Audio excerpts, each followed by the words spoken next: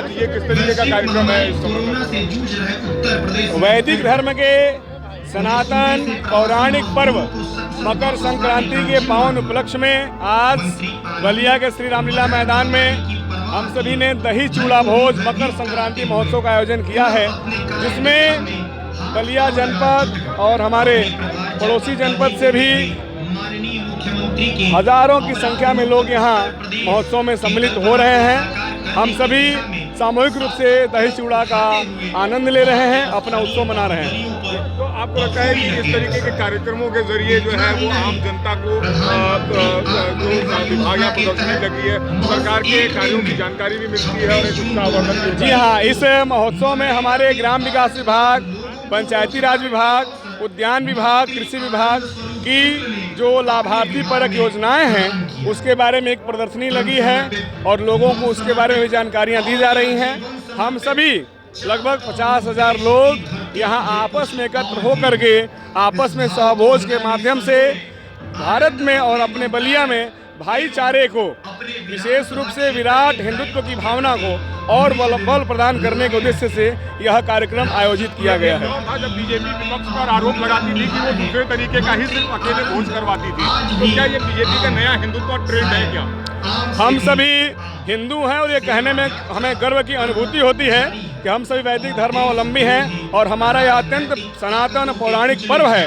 हम सभी सामूहिक रूप से आज लगभग 50,000 लोग इस महोत्सव में सम्मिलित हो रहे हैं, दही चूड़ा का आनंद ले रहे हैं और जो सांस्कृतिक कार्यक्रम हो रहा है उसका भी लोग आनंद ले रहे हैं। और विराट हिंदुत्व की भावना से, भारत की मूल शक्ति हिंदुत्व है और उसे बल प्रदान करने के लिए इस प्रकार के कार्यक्रमों का आयोजन होना बहुत आवश्यक है। इसी उद्देश्य से हम सभी ने यह कार्यक्रम आयोजित किया है। दही चूड़ा लोग खाएंगे, वैक्सीन भी आ गया, क्या कहना है आपका? दही चूड़ा लोग खा रहे हैं और भारत में माननीय प्रधानमंत्री जी के प्रयास से सैकड़ों देश हमारे वैक्सीन की मांग कर रहे हैं। हमारे देश में स्वदेशी वैक्सीन भी और जो सीरम इंस्टीट्यूट ने ऑक्सफोर्ड यूनिवर्सिटी के साथ मिलकर के बनाया है, दोनों प्रकार की वैक्सीन हमारे देश में आ गई हैं। दुनिया के सैकड़ों देश हमसे वैक्सीन मांग रहे हैं।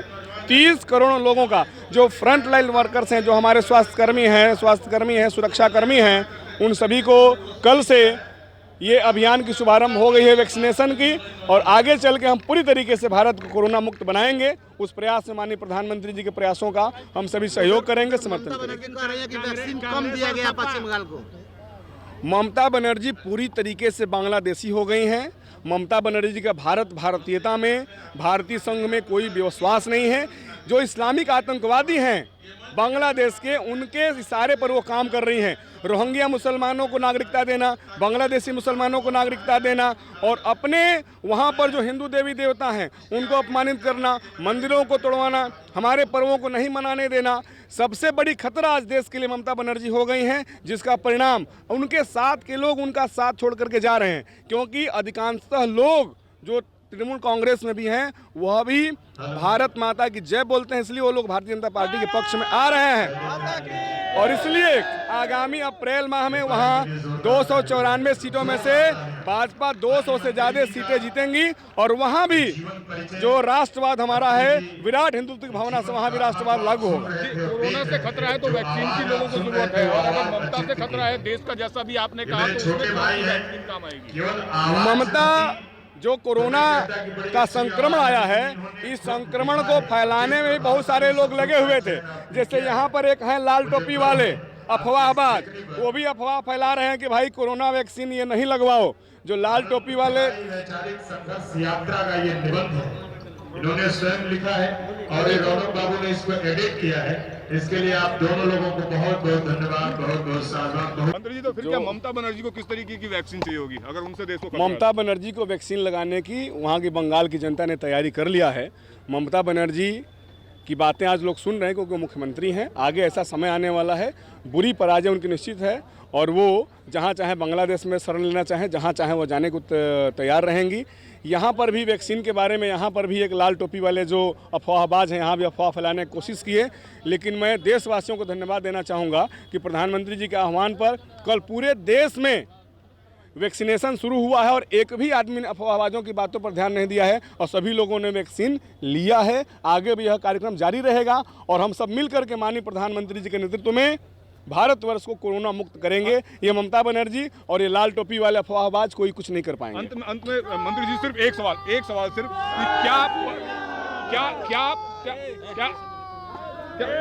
क्या पश्चिम बंगाल में जिस तरीके से भारतीय जनता पार्टी पूरी ताकत के साथ मैदान में आ चुकी है, क्या आपको लगता है कि भारतीय मुसलमानों और बांग्लादेशी मुसलमानों के बीच ये लड़ाई होगी और मुसलमान कहीं ना कहीं भारतीय मुसलमान बीजेपी का साथ देंगे? 1906 में पश्चिम बंगाल के विभाजन के बाद उस समय जो प्रयास किया गया था और उसी समय से जो एक मानसिकता चली आ रही है, हम उस मानसिकता को रौंदने के लिए आगे बढ़ रहे हैं। जिन लोगों ने विभाजन के लिए वोट किया था और उसमें से भी कुछ साजिश के तहत भारत में रुक गए थे कि फिर से हम भारत का बंटवारा करेंगे, उस मानसिकता को हम यहाँ सिर उठाने नहीं देंगे। जो भारत माता की जय बोलने वाले मुसलमान हैं, जो भारतीयता में विश्वास करते हैं, उन्हीं का यहाँ सम्मान रहेगा। जिनके हृदय में बांग्लादेश पाकिस्तान है, उनको कतई हम भारत में नहीं रहने देंगे अपनी लोकतांत्रिक शक्ति से। और पश्चिम बंगाल में भी जो रोहिंग्या मुसलमान हैं, बांग्लादेशी मुसलमान हैं, केवल वही ममता बनर्जी का साथ दे रहे हैं और उन लोगों की बड़ी पराजय निश्चित है। भाजपा की बड़ी विजय पश्चिम बंगाल में निश्चित है।